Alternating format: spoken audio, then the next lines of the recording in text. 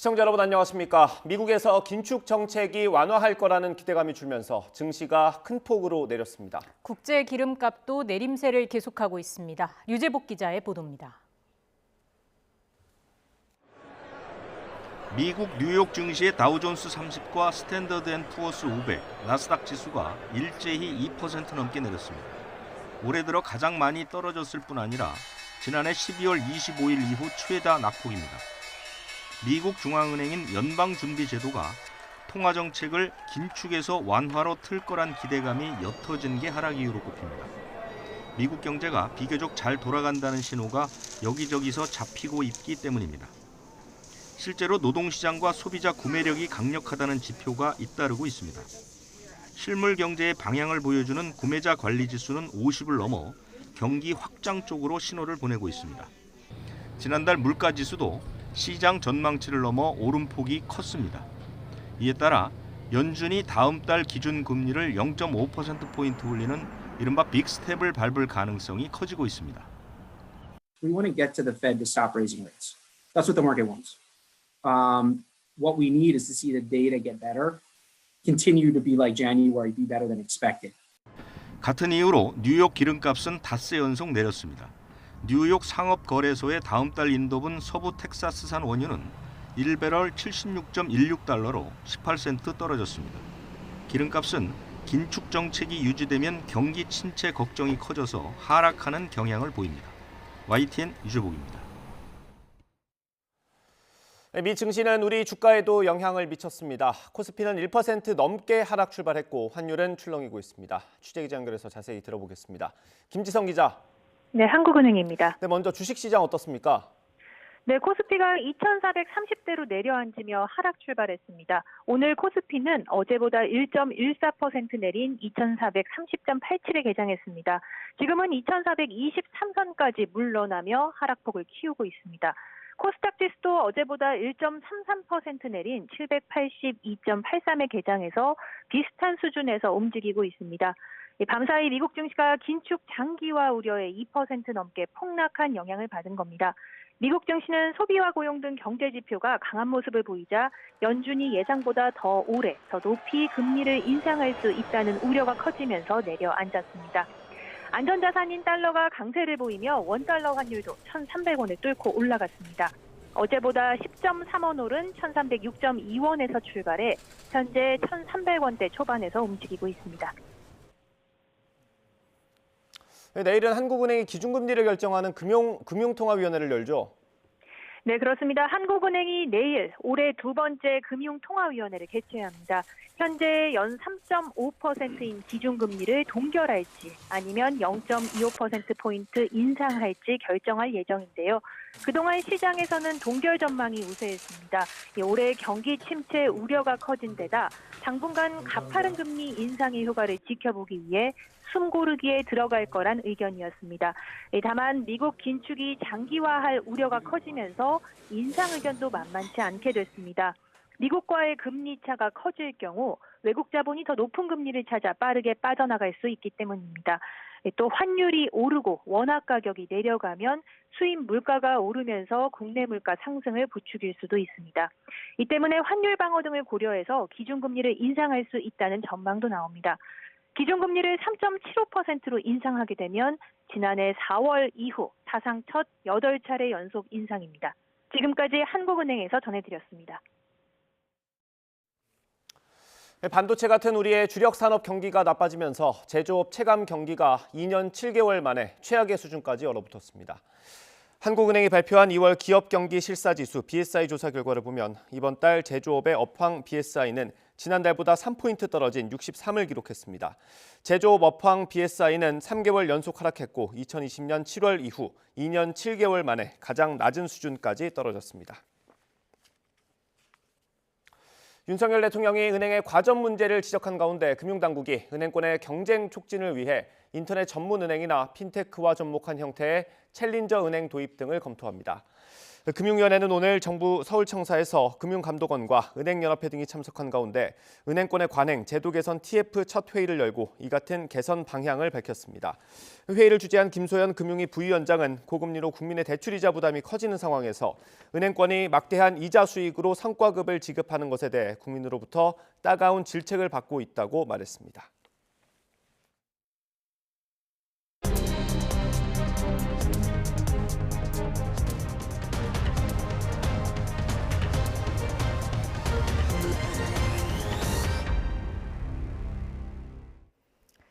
작년 이맘때 러시아가 우크라이나 국경을 넘었습니다. 빨리 끝날 수도 있다던 전쟁은 어느새 1년이나 흘렀고 키이우 도심에는 전쟁의 흔적이 짙게 새겨졌습니다. 전쟁 1년을 앞두고 저희 취재진이 이 흔적을 다시 찾아갔습니다. 송재인 특파원의 보도입니다.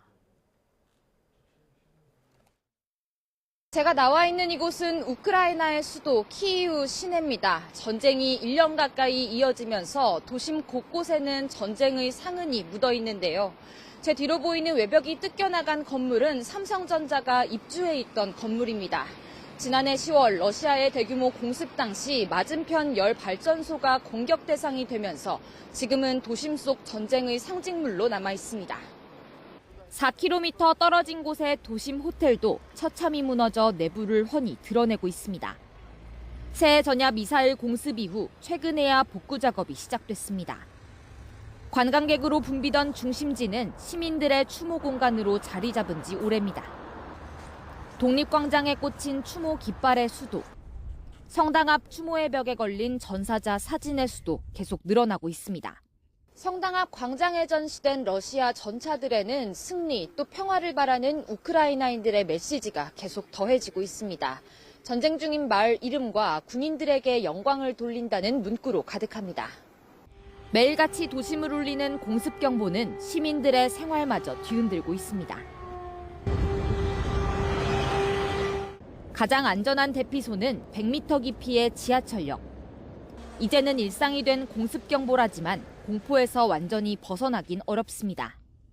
Увесь час, коли звучить повітряна тривога, вона лунає досить гучно, на телефоні стоїть оповіщення. І зразу очікування, прислуховування. 러시아군의 에너지 시설 집중 공습으로 시작된 겨울 전쟁.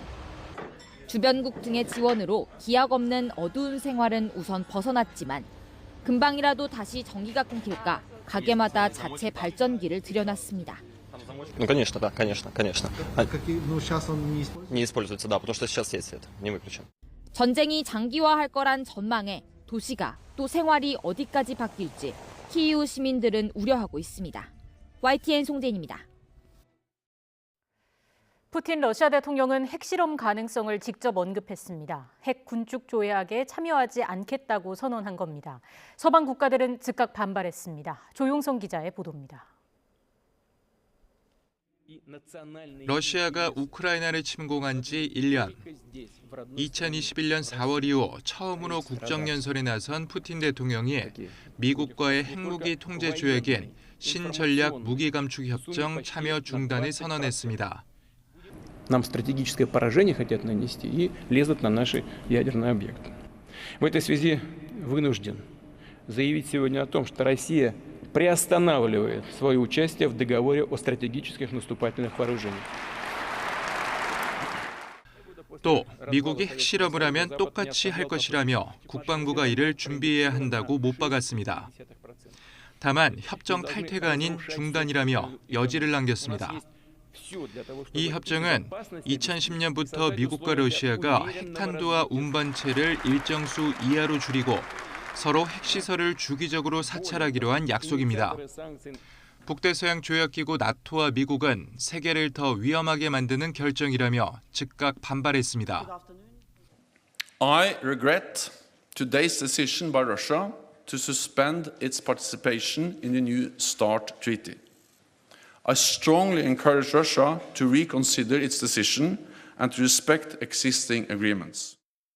The announcement by Russia that it's suspending participation in New START is deeply unfortunate and irresponsible. We'll be watching carefully to see what Russia actually does. 푸틴 대통령은 연설에서 개전과 확전의 책임을 모두 서방에 전가하는 입장을 되풀이했고 서방에 맞서 전쟁 목표를 달성할 수 있을 것이라고 자신했습니다. 푸틴 대통령이 연설하는 중에도 러시아의 포격으로 우크라이나 헤르손에서는 민간인 18명이 숨지거나 다쳤습니다. 볼로디미르 젤렌스키 우크라이나 대통령은 러시아군이 헤르손에 강력한 포격을 퍼붓고 있다며 그들이 다시 한번 민간인들을 무자비하게 죽이고 있다고 비난했습니다.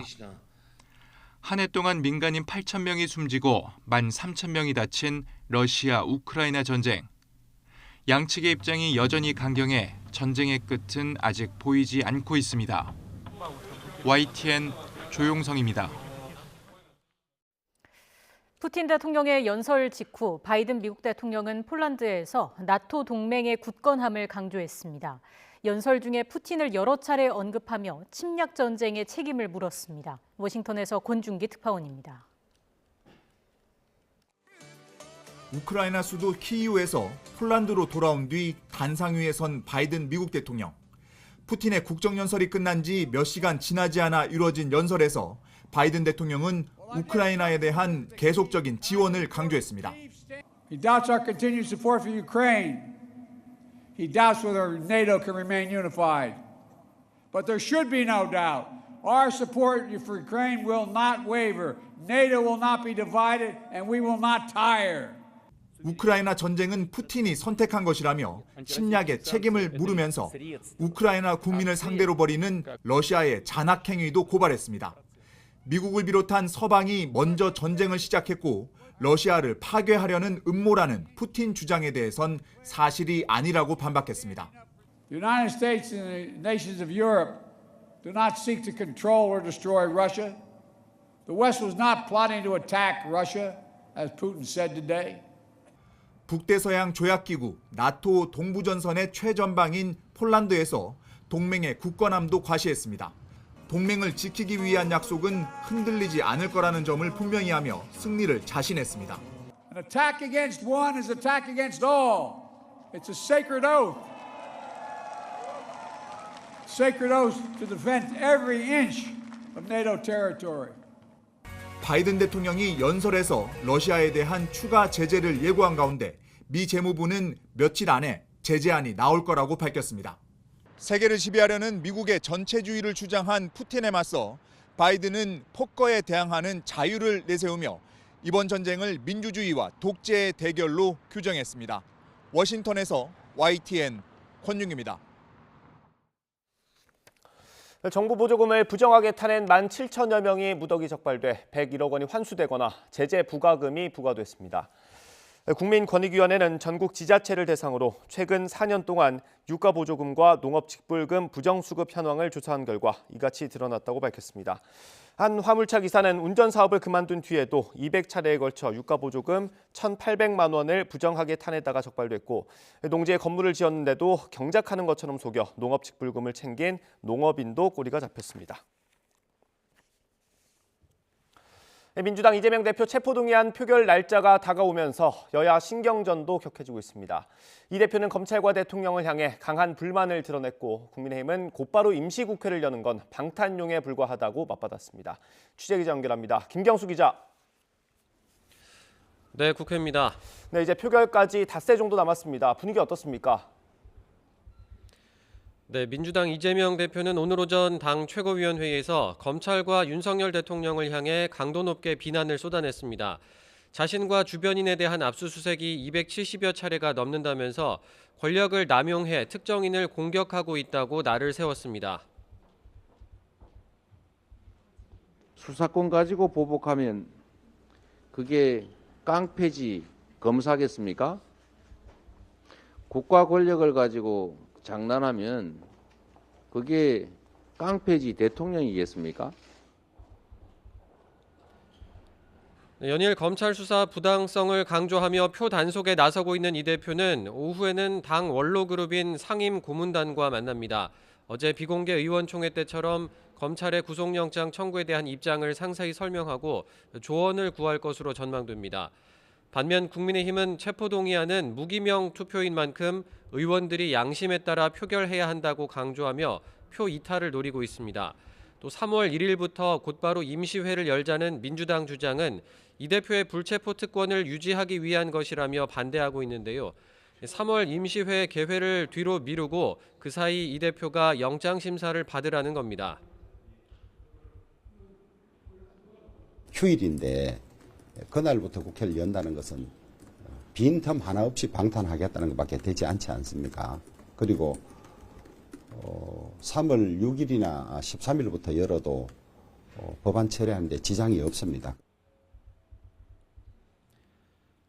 네, 앞서 오전 11시부터 3월 임시국회 일정과 관련해 여야 원내대표가 국회의장 주재로 만나고 있는데 이 논의 결과에 관심이 쏠립니다.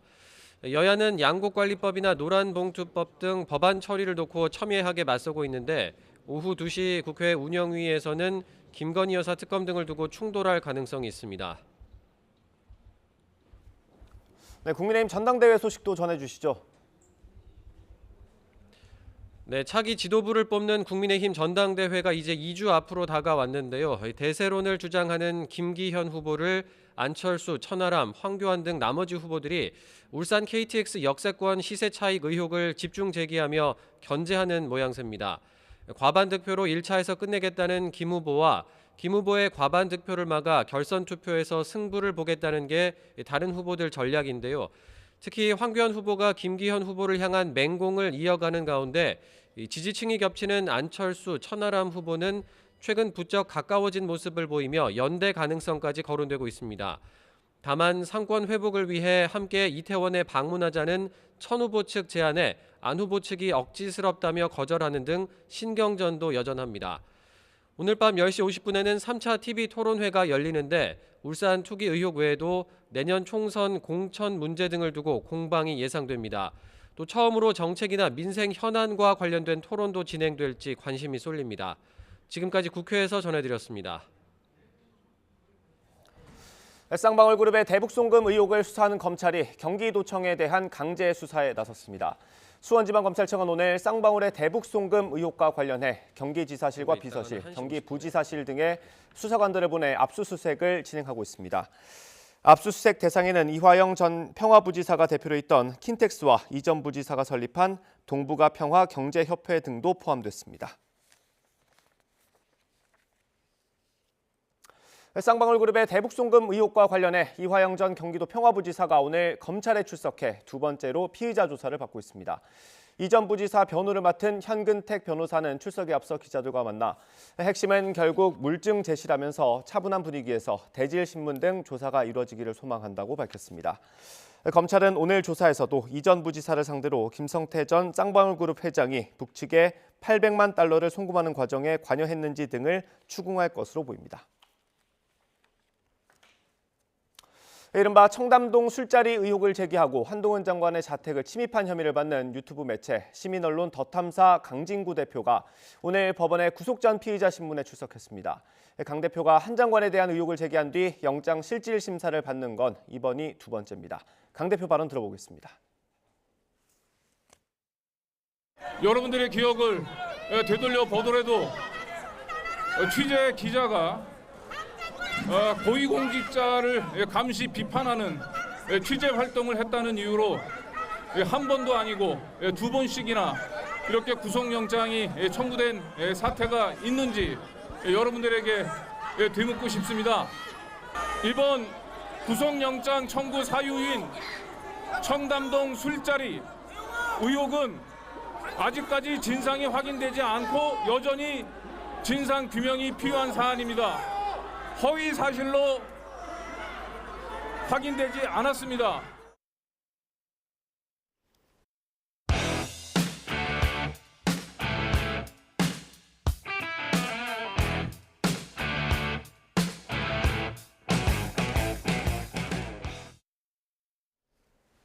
네, 오늘의 정치권 이슈 짚어보겠습니다. 장성철 공론센터 소장, 복기왕 전 청와대 정무비서관 두 분 나오셨습니다. 어서 오십시오. 안녕하세요.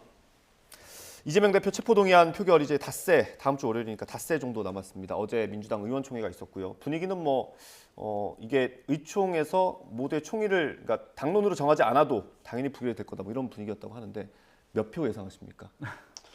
저는 전원 부결을 하게 될 것 같은데요. 그리고 설령 부결에 대해서 동의하지 않는 분 같은 경우는 기권표 정도로 해서 소극적 부결의 뜻을 전달하는 이게 한두 분 정도 그렇게 예상이 되기도 하고, 지난번에 이제 이상민 장관 탄핵할 때 그런 분 한두 분이 있었다라는 썰이 있으니까 그분들 이외에는 지금 만약에 여기서 가결표를 던진다라고 하면 스스로 자해를 하는 것이기 때문에 잘 알 겁니다. 그래서 이재명을 좋아하든 안 좋아하든 친명이든 비명이든 간에 지금은 민주당 전체에 대한 정치 보복성 수사하고 그러한 정치 형국이 지금 만들어져 있기 때문에 여기에 대해서 다른 선택을 할 수 있는 의원들은 없을 것이다라는 것이 합리적 추론 같습니다. 압도적인 부결을 예상을 하신 거고, 장 소장님 생각은 어떠세요? 저는 175표 이상 나올 것 같아요. 175표. 그러니까 민주당 의석수가 169석이잖아요. 거기다가 친민주당 소속 무소속 의원들이 7분이에요. 근데 김진표 국회의장 빼고 6분인데 그럼 175분이잖아요.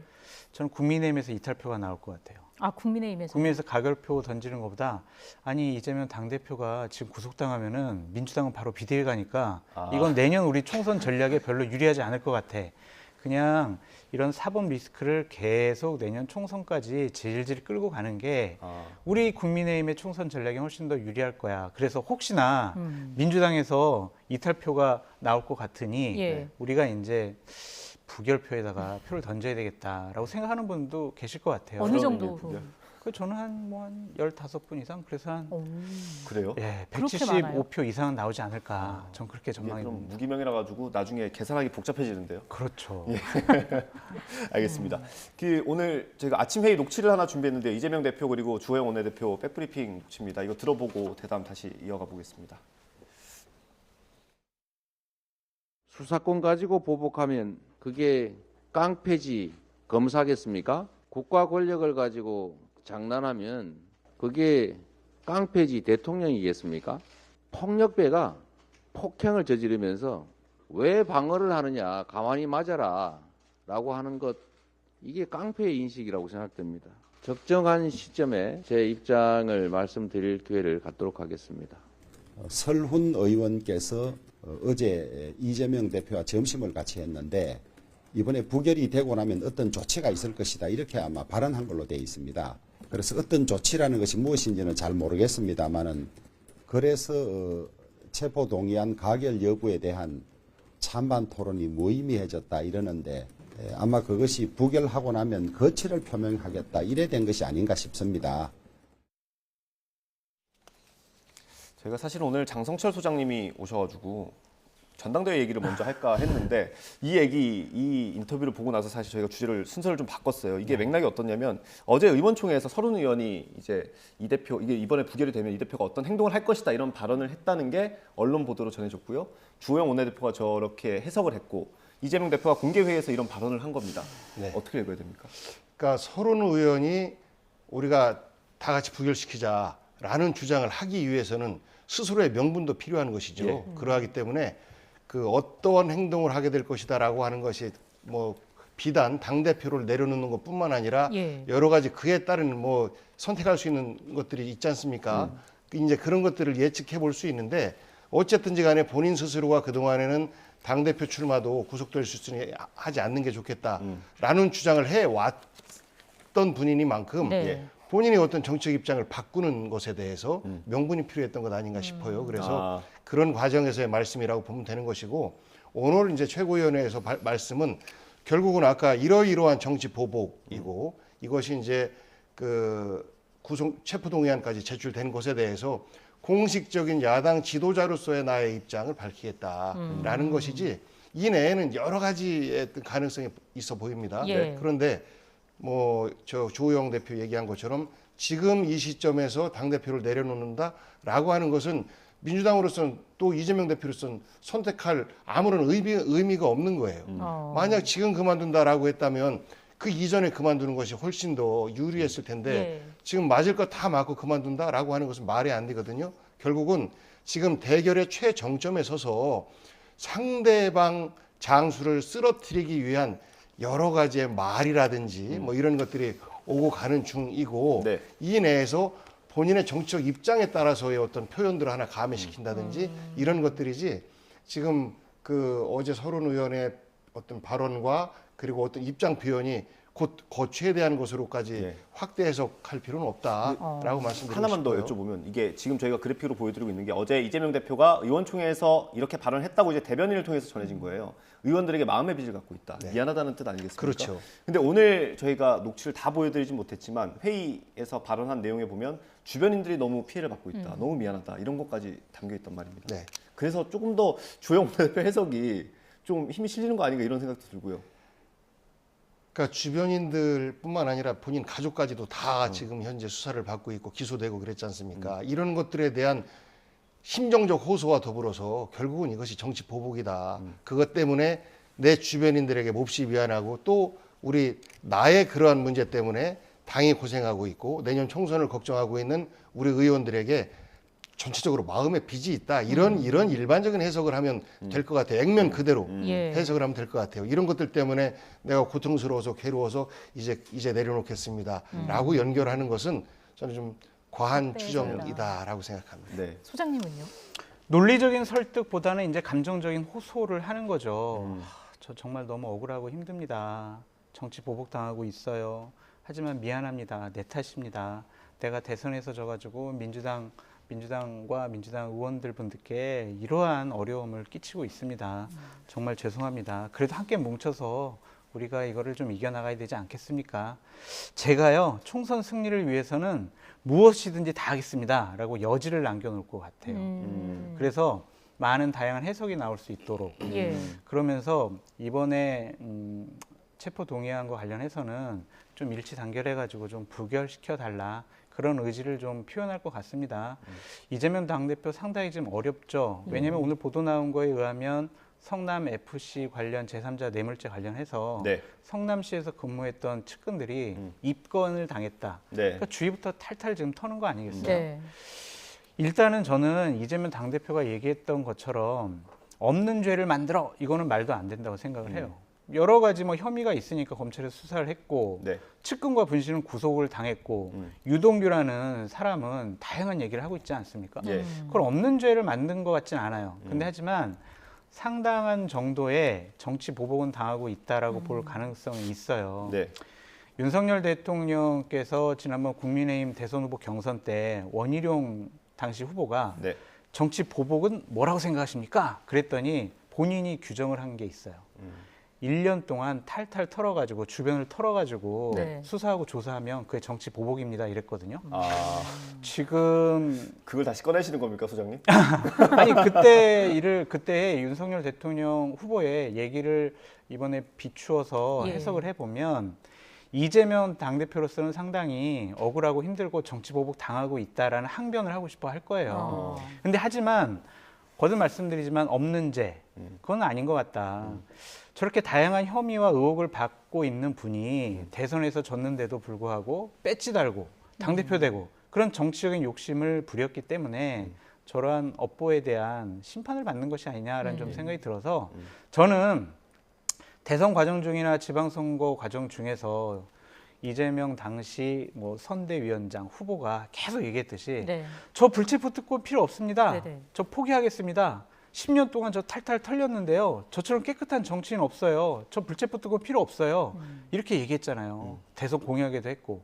그래서 이번에 체포 동의안 같은 경우는 과감히 포기하시고 법원 가서 영장 실질 심사 받으시라. 이렇게 말씀드립니다. 그 소장님께도 하나만 여쭤볼게요. 제가 이거 몰아가려는 게 아니라 그 여당의 원내대표가 지금 이렇게 해석을 하니까 자꾸 궁금증이 생겨서 여쭤보는 건데 이재명 대표가 정치적인 메시지는 이미 여러 차례 뭐 국회에서도 냈고 검찰에 출석할 때도 냈고 그러지 않았습니까? 더 이상 뭐 낼 수 있는 게 있는지 그리고 내려놓을 수 있는 건 또 당권 그러니까 대표사에 물러나는 것 말고도 뭐 일부만 내려놓는 것도 있을 수 있지 않습니까? 내려놓을 수 있는 건 두 가지밖에 없어요. 저 당대표직 내려놓겠습니다. 그러면서 총선 공천권도 제가 내려놓겠습니다. 이 두 가지밖에 없거든요. 근데 이거는 어떠한 일이 있어도 안 내려놓을 것 같아요. 현실적으로. 왜냐면은 당 대표직을 갖고 개항을에 출마해가지고 배지를 다른 거는 나에게 다가오는 사법 리스크를 최소한으로 방어하기 위한 방어막을 마련하기 위한 거 아니겠어요? 당대표직에서 내가 벗어난다 그러면은 본인은 무방비 상태로 당할 거다라는 생각을 가질 것 같고 2027년도에 무조건 대통령에 출마를 해야 하는데 2024년 총선 공천권을 통해서 나를 지지하고 나를 따르는 많은 사람들을 국회에 등장을 시켜서 나를 대선 후보로 밀어줘야 된다. 내가 그런 기반을 만들겠다라는 생각이거든요. 당대표직하고 그러면 공천권 내려놓을 수가 없죠. 이재명 당대표의 눈은 2027년을 향해 있기 때문에 정치적인 욕심을 포기할 수가 없어요. 그냥 미안하다라는 감정적인 호소. 그래서 의원들의 마음을 좀 다독이는 그러한 모습 취할 것 같아요. 어떤가요? 공천권 관련해서. 예, 공천권은 좀 이따 이야기하고요. 예. 지금 이재명 대표의 수사를 보면 흡사 고속도로를 타고 서울에 올라오는 길에 그 길을 통과했으니 분명히 차선 위반했을 거야. 혹은 톨게이트에서 요금 안 냈을 수도 있어. 신호 위반했을 거야. 이런 거거든요. 그래서 전 과정을 지금 다 추적하고 있어요. 그러다가 수사를 하다 보니까 여기 좌회전 하나 있었네. 이걸 수사 안 했네. 지금 이런 상황이거든요. 그런데 가장 대표적인 것이 428억을 받았느냐 안 받았느냐. 네. 이 부분 공소장에 넣지도 못했고. 예. 구속영장. 예. 그다음에 변호사비 대납이 있었느냐 없었느냐 이것에 대해서도 김성태 공소장에도 넣지도 못했어요. 그렇기 때문에 우리 국민들에게 이재명 대표가 이런 죄가 있습니다라고 얘기했던 딱 정해서 이렇게 나쁜 사람입니다라고 했던 것들은 다 사실상 공소장에 넣지도 못하는 이러한 건이라 그밖에 별 건들이에요. 그러니까 고속도로에서 분명히 저 버스 전용 차선 탔을 거야라고 했는데 그게 사실이 안 나타나니까 그러면 차선 위반 정도 있었을 거야라는 것으로 지금 나가고 있는 것이라 그러기 때문에 정치 보복이다라고 이야기를 하는 것이고요. 예. 그 이재명 대표가 내려놓을 것이 뭐가 있느냐라고 할 때 언제든지 내려놓을 수 있다고 봐요. 왜냐하면 공천권을 여쭤본 이유를 설명을 드리면 박영선 전 장관이 인터뷰에서 그런 얘기를 하더라고요. 예, 그러니까 그것까지 말씀드릴게요.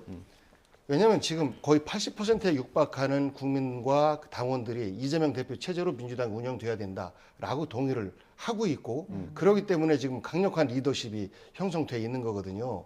그래서 설령 본인이 빠지고 대리인으로 비상대책위원회를 꾸려나가도 네. 문제가 없어요. 네. 그런데 이럴 경우에 공천권을 내려놓는 것과 연결시켜서 공천권을 내려놓는 거냐라고 이제 그 상상을 할 수가 있을 텐데 예. 만약에 이재명 대표가 그 경쟁을 했던 이낙연계나 또 그밖에 그 비명이라고 하는 분들을 공천에서 탈락시키고자 한다면 분당될 겁니다.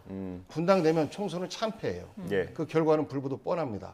그렇기 때문에 이재명 대표 중심으로 공천에 대한 설계를 할 때 저는 예를 들어서 경쟁자가 있을 때는 공정한 경선을 할 수 있도록 만들고 하는 공정한 공천의 룰을 이재명 대표 있을 때 가능하다.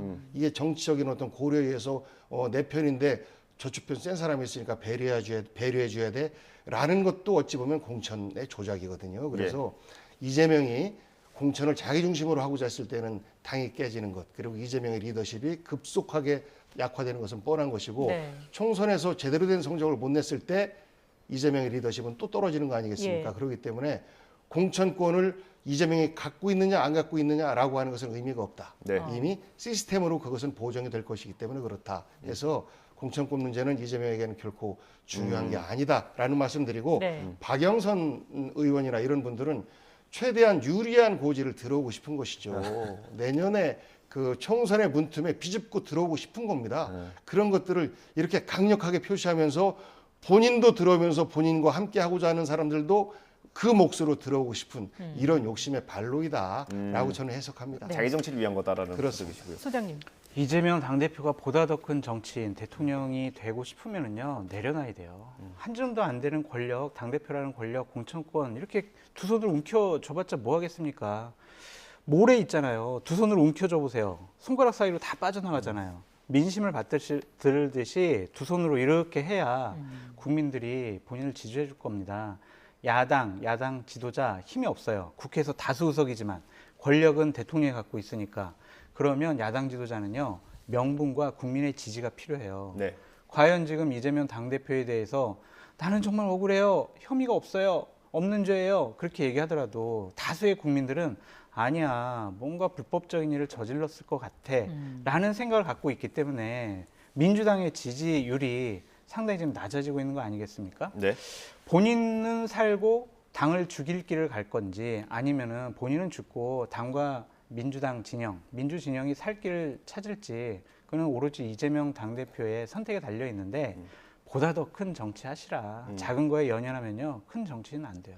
알겠습니다. 그러니까 선택을 할 수가 없는 것이 만약 지금 이재명 대표가 물러난다라고 하면 아 뭔가 있네. 뭔가 찔리니까 물러났네.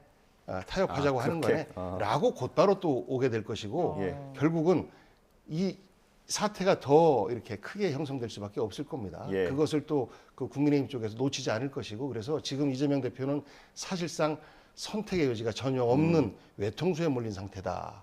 한 가지만 더 말씀드리면은 제가 왜 명분 얘기를 하냐면 이재명 당대표와 민주당은 계속 얘기하잖아요. 김건희 특검해야 된다 얘기하잖아요. 자기는 당대표직을 유지하면서 대장동 특검은 필요시에는 내가 그냥 받아들일 수도 있어요. 애매모호하게 얘기하면서 김건희 여사 특검은 받으라고 하는 게 과연 명분이 있는 것이냐. 나부터 당대표 내려놓고 나부터 특검, 대장동 특검 내가 받겠다라고 하면 국민들의 다수 여론은요. 김건희 여사 특검 하자라고 강하게 압박할 수밖에 없어요. 근데 자기 것은 지키고 남의 건 뺏으려고 하니까 국민들이 지지를 하지 않는 거예요. 아니 사실관계 그렇지 않습니다. 왜요? 이재명 대표는 대장동 특검 받겠다라고 했었고. 그러니까 앞에 전제 조건이 있어요. 필요시에 가능하면 받겠다. 그것을 받겠다라고 했는데 특검이 왜 필요하냐라고 했어요. 오히려 이재명 대표 입장에서는 특검을 통해서 이것이 수사가 진행됐을 때 지금보다 훨씬 더 안정적으로 수사를 받을 수 있어요. 그리고 그 특검의 수사에 대해서 이러저런 이의 제기도 하기도 어려울 겁니다. 그런데 지금 검사의 수사가 사실상 특검보다 훨씬 더 가혹하게 계속해서 별건이 별건을 낳는 이런 형태로 진행되고 있지 않습니까? 그래서 대장동 특검 55클럽 포함해서 대장동 특검으로 간다라고 했을 때 이재명 대표가 피할 이유는 전혀 없다라는 말씀드립니다. 알겠습니다.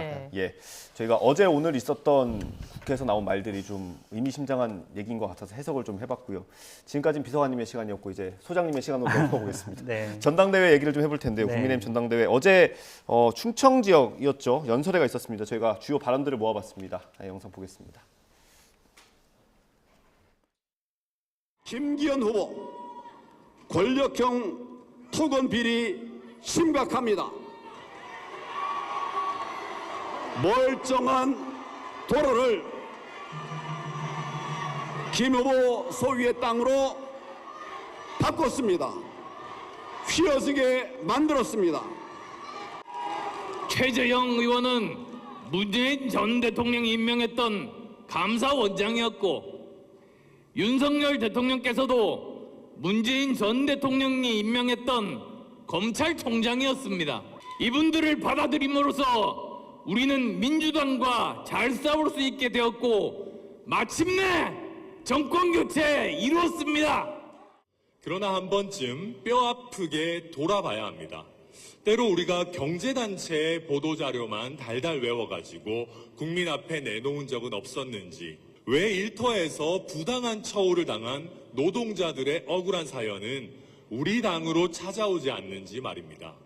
민주당의 프레임으로 공격을 받으니까 참 어이가 없습니다.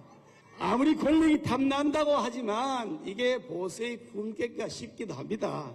아니 그런데 여러분 이렇게 개혁한다고 하면서 대통령하고 싸우겠다, 견제하겠다. 그러면 야당하지 왜 여당합니까? 이거 말이 안 되는 거 아닙니까, 여러분? 당대표 후보 4명이었고요. 뭐 색깔이 다 묻어나는 것 같습니다, 소장님. 제가 재밌게 봤던 건 안철수 후보가 정체성의 공격을 자꾸 받으니까 윤석열 대통령도 문재인 정부에서 임명했다 이 얘기를 했거든요. 그런 얘기는 안 하시는 게 좋지 않았을까라는 좀 생각이 들고요. 상당히 안철수 후보는 답답할 거예요. 지지율은 계속 하락하는 추세인 것 같고 지금 대통령실과 대통령과 윤핵관들이 지속적으로 안철수 후보에 대한 공격을 가해와서 또한 정체성까지 그리고 또 여러 가지 문제가 있다라는 식으로 얘기를 하고 있기 때문에 안철수 후보로서는 상당히 어려워요. 그러니까 이런 말들을 하는 거죠. 아니 당신이 민주당 진영에 있을 때 그리고 다른 쪽에서 대선 후보를 할 때 우리 당 국민의힘과 윤석열 후보에 대해서 얼마나 입에 담을 수 없는 얘기를 많이 하지 않았느냐. 당원들한테는 이게 소구력이 있는 거예요. 맞아. 그때 안철수가 그렇게 얘기를 했지라고 생각을 하는 거예요. 근데 그렇다고 하더라도 김기현 후보가 오로지 선거 전략이 저 윤석열 대통령하고 되게 친해요. 말이 잘 통해요. 저 호흡 맞춰가지고 분열 없이 총선 치를게요. 이것만 가지고 과연 당대표 깜이냐라는 인정을 받을 수 있을까. 그런 좀 생각이 듭니다. 예.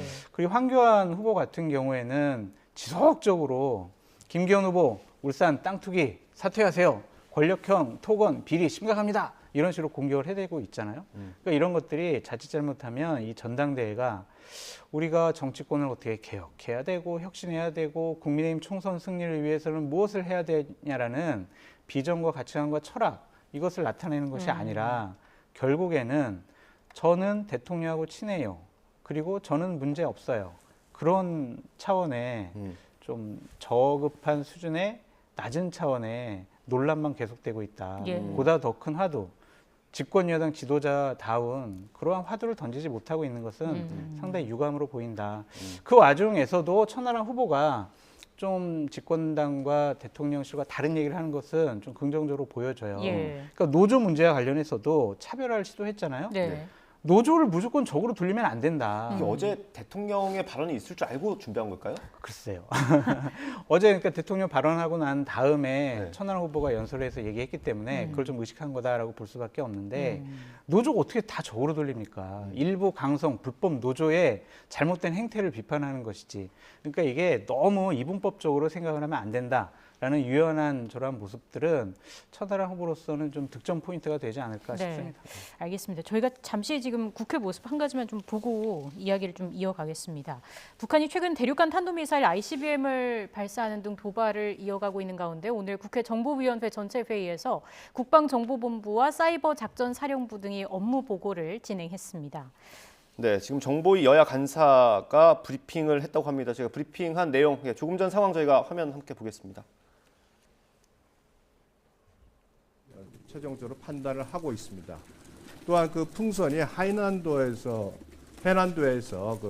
올라갔는데 20에서 30km는 편서풍이 부는 지역인데 그 편서풍의 그 바람을 따라가면 한국 상공보다는 그 일본 아래의 남태평양 그쪽으로 지나갔을 가능성이 높다. 또 이렇게 추가 설명을 했습니다. 끝으로 지난번에 있었던 북한 무인기 침투와 관련해서 여러 의원님들이 우리 군의 이 시스템이 제대로 작동되지 않은 것들에 대한 지적이 있었고 군에서는 이런 부분들을 반면 교사로 삼아서 앞으로 적극적으로 점검하고 챙기겠다라는 내용의 답변이 있었습니다. 그 군사정보본부의 관할은 아닙니다. 무인기와 관련된 대응태세에 관련된 부분은 군사정보본부 그 관할은 아니지만 현재 군에서 그 방공 대응 체계와 관련돼서 굉장히 그 문제점을 크게 인식하고 거기에 대한 그 새로운 대응 방안을 마련하기 위해서 노력하고 있다. 이런 답변이었습니다. 이 정도로 맞춰도 되겠습니까? 네, 혹시 뭐 필요하신 거 있으면 간단히 질문하시죠. 우리 후속으로 지금 사이버 사령부 업무 보고 있습니다. 님 7차 핵실험 필수적으로 보고 있다라고 지금 정보국에서 필수적이 아니라 완성을 위해서는 추가 7차 핵실험이 있어야만 된다고 판단하고 있다는 거죠. 그러면 군 당국에서는 시기에 대해서는 혹시 언급이 있습니까? 시기에 대해서는 뭐 예상할 수는 따로 언급이 없었습니다. 다만 가능성이 있다라는 입장은 밝혔습니다. 풍계리 핵실험과 움직임 관련해서 풍계리? 3번 갱도는 이미 소형 또는 대형 핵실험이 언제 가능할 정도로 이미 완성이 됐고 4번 갱도에 대해서는 아직까지 확인이 되지 않고 있다 이렇게 밝혔습니다. 그래서 만약 핵실험을 한다면 3번 갱도를 활용해서 핵실험이 될 가능성이 있는 것으로 이렇게 봤습니다. 네, 마치겠습니다. 네. 오후에는 이 정도면 괜찮겠죠 오늘은? 네, 국회 정보위 간사들의 백브리핑 들어보셨고요. 네, 윤석열 대통령 일정 하나 더 소개해드리겠습니다. 소아청소년과 등의 의료 공백 문제가 심화하는 가운데 윤석열 대통령이 오늘 어린이병원을 찾아 지원 방안을 논의했습니다. 윤 대통령은 오늘 서울대학교 어린이병원에서 소아 환자와 보호자, 의료진을 만나 진료 현장을 살피고 필수 의료인 소아 의료 체계 공백이 생기지 않도록 해야 한다고 언급했습니다. 윤 대통령은 특히 아이들 건강을 챙기는 건 국가의 최우선 책무라며 관련 부처에 필요한 어떠한 자원도 아끼지 말라고 당부했다고 김은혜 홍보수석이 전했습니다. 이와 함께 윤 대통령은 소아응급진료체계 확대와 중증소아 의료체계 강화, 인력 확충이 무엇보다 중요하다면서 이를 위해 공공정책 수가 등을 통한 사후 보상을 추진하겠다고 밝혔습니다. 네, 이어서 전당대회 이야기 나눠보겠습니다. 장성철 소장님 그리고 복기왕 전 청와대 정무비서관과 함께하고 있습니다.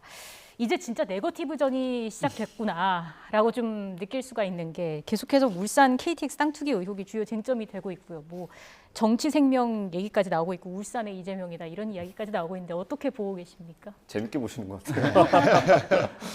김기현 후보 그 땅 문제는 옛날부터 계속 문제가 반복적으로 돼 있던 건데 명확하게 해명이 안 되고 있는 것이거든요. 예. 그러니까 결국은 본인 땅에 있는데 이거를 우회해서 매우 가까이에 도로가 놔줬다. 거기를 지나갔을 경우에는 뭐 논란이 좀 안 될 텐데 그래서 특혜가 아니냐라는 것이 예. 아마도 본인 스스로가 저 땅을 어디다 뭐 기부 체납한다든지 하는 특단의 어떤 조치가 없는 한은 계속해서 반복되지 않을까 싶습니다. 그래서 저 의혹에 대해서는 그 전부터 풀리지 않는 의혹이었기 때문에 김기현 후보 스스로 해소할 필요성이 있다라고 네. 생각이 들고 황교안 후보가 집중적으로 물고 늘어지는 거 아니겠습니까? 그것은 보수로서의 정통성은 나한테 있습니다.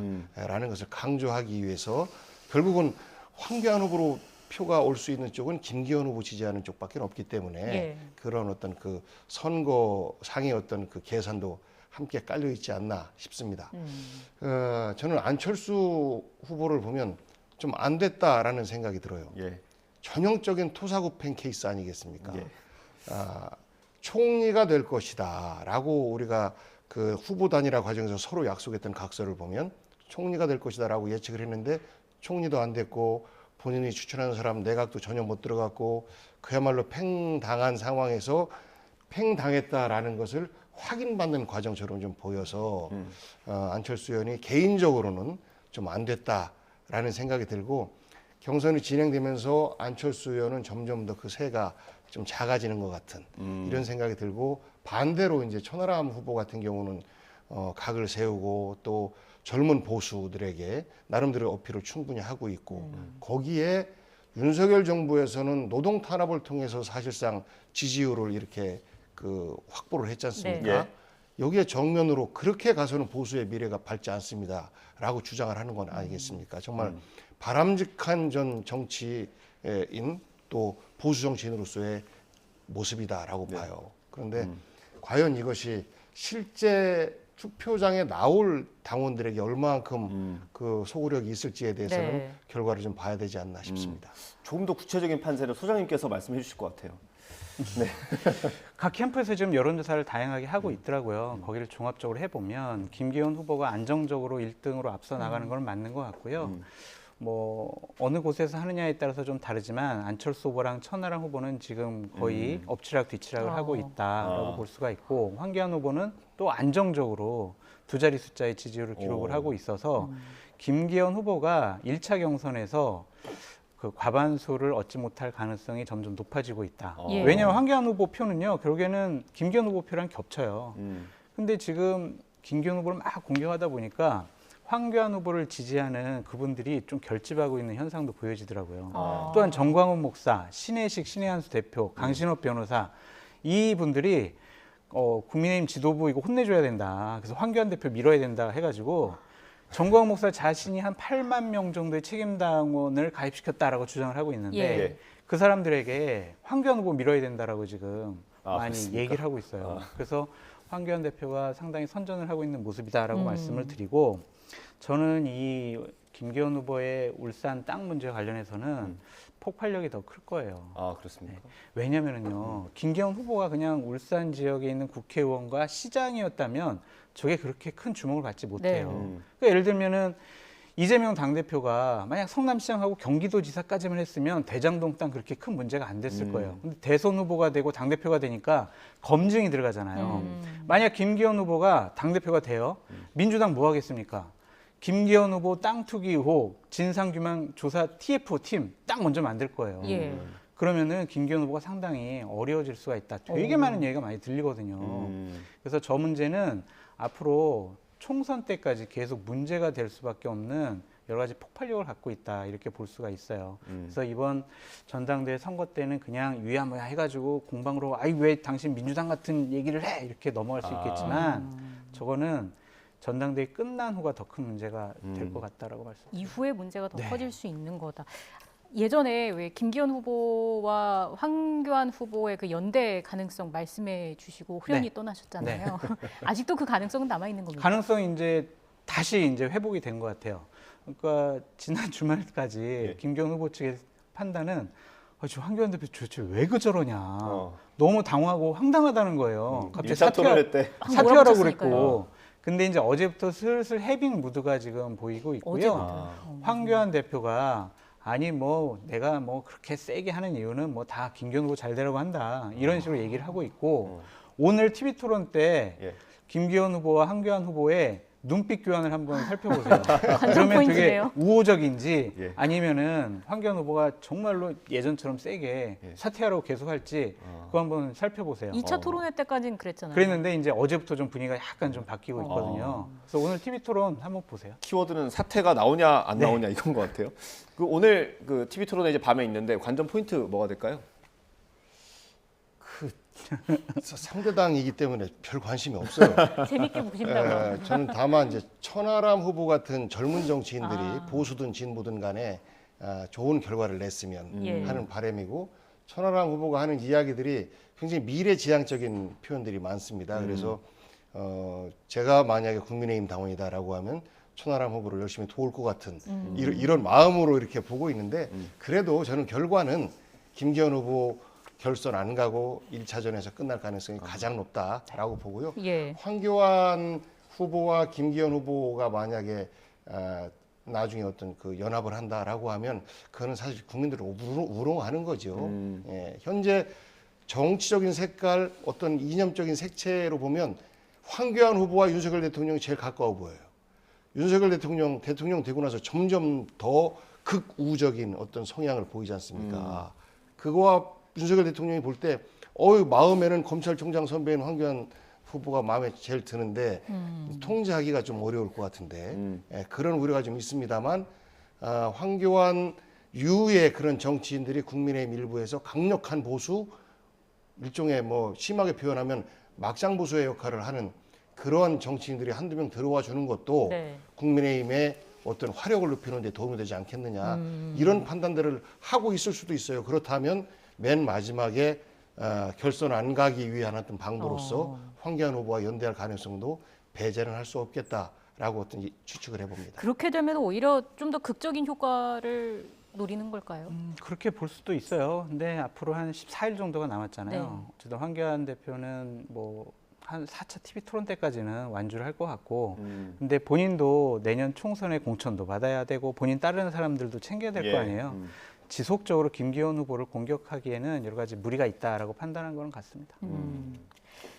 천하람 후보 같은 경우에는 결선에 올라갈 자신이 있다 이런 취지의 이야기를 했는데 그 어느 정도 치고 올라갈 수 있을 거라고 보십니까? 지금 현재로서는 안철수 후보가 빠지고 천하람 후보가 뜨는 이런 분위기지 않습니까? 그렇기 때문에 당연히 결선 제가 올라갑니다라고 큰 소리 치는 것이 선거 어떤 홍보상으로 맞는 이야기고 만약에 결선이 상황이 주어진다라고 하면 안철수 후보보다는 천하람 후보가 가능성이 조금 더 높아져 가고 있는 것 아닌가. 현재로서는 아직은 안철수 후보가 높지만 시간이 지나서 그 추월세가 보이면 천하람으로 갈 수도 있겠다. 그러면 이제 그 재미가 있겠죠. 끝나고 나서 만약에 1차전에 결선 투표 안 가고 1차전에서 끝난다 할지라도 결국은 천하람 후보와 과거 이준석계의 영향력이 이렇게 만만치 않다라는 것들을 확인하는 거기 때문에 끝나고 나서의 뒷수습, 이준석계를 어떻게 당에서 포용할 것이냐라는 문제가 하나의 큰 숙제가 될 것이고 대통령이 이준석께는 못 받아라고 하면 유승민, 이준석을 중심으로 하는 분당의 가능성 또한 정치권에서 점쳐지지 않을까 뭐 이렇게 좀 예상을 해봅니다. 알겠습니다. 오늘 세 번째 TV 토론회가 있고 여기서 어떤 이야기들이 또 나올지 봐야겠습니다. 이야기뿐만이 아니라 눈빛 교환을 확인해 보겠습니다. 눈빛 교환이 관전 사퇴하세요가 나오는지. 네. 알겠습니다. 관전 포인트 짚어주셨습니다. 장성철 공론센터 소장, 복귀왕 전 청와대 정무비서관이었습니다. 고맙습니다. 감사합니다. 고맙습니다.